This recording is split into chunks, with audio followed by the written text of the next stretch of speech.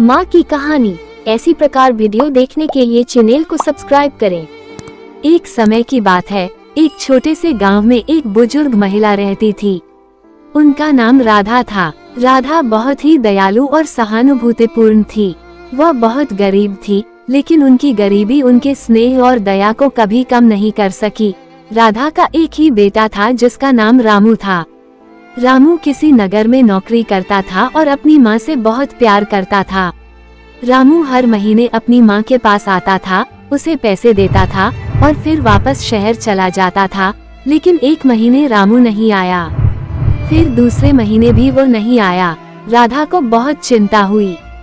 उसने सोचा कि उसके पास पैसे तो हैं, लेकिन उसके बेटे का ख्याल उसे चैन नहीं आने दे रहा था। वो रोज बेटे का इंतजार करती, लेकिन रामू नहीं आया। अंततः राधा ने फैसला किया कि वो शहर जाएगी और अपने बेटे का पता लगाएगी। राधा ने अपने सारे पैसे जमा किए और शहर के लिए निकल पड़ी। शहर में पहुंचकर उसने अपने बेटे को ढूंढना शुरू किया। दिनों बीत गए, लेकिन वो अपने बेटे का पता नहीं लगा सकी। उसके पास पैसे भी खत्म हो गए थे। राधा की चिंता बढ़ गई, लेकिन उसने हार नहीं मानी।